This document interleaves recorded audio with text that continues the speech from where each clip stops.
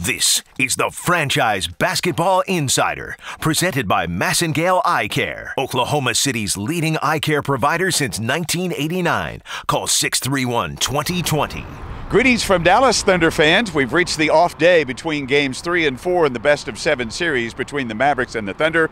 Oklahoma City grabbed a 2-1 series lead after last night's convincing 131-102 win over the Mavericks in American Airlines Center. Both teams practiced today. The Thunder went through their workout at Southern Methodist University, while the Dallas Mavericks worked out inside American Airlines Center at their own team headquarters. Kevin Durant's ears must be burning. He was the topic of conversation of two of our Mavericks subjects today. Rick Carlisle, while not calling KD by name, was certainly referring to an elbow thrown by Durant at the free throw line last night as the catalyst for the brush-up between the two teams that happened in the third quarter. Also, Dirk Nowitzki was asked about Kevin Durant's free agency. Good stuff on today's Franchise Basketball Insider. There were four what I would categorize as non-basketball physical escalations that were initiated by them. And including one intentional unprovoked elbow at the free throw line, which I didn't understand, and I've never seen a guy like Kevin Durant ever do that to a player. And then ultimately that led to two more escalations between the teams. The fact that was missed, so. I'm concerned about that. There's no place for that in our game. But they were clearly the initiators last night, and we've got to be more aggressive.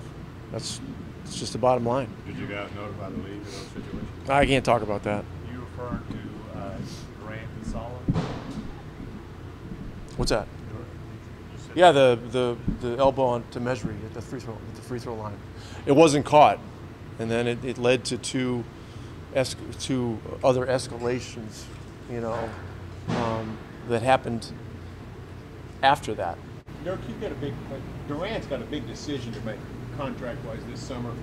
You've had to make that decision 2 or 3 times. What led to you deciding to stay each step of the way in Dallas? And looking back, what are the advantages of doing that?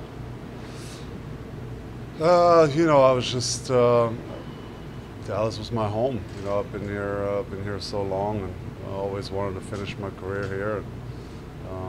To me, that was really, I didn't want to go anywhere else, and so I felt comfortable here. I felt comfortable with the owner and the city, and obviously the surroundings. So I didn't want to change that.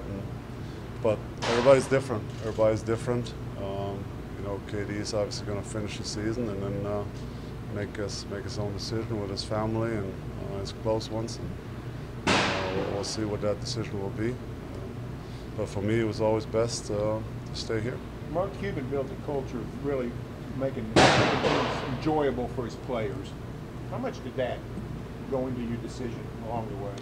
Well, when I first got here, obviously we had a different owner, and when Mark took over, things changed.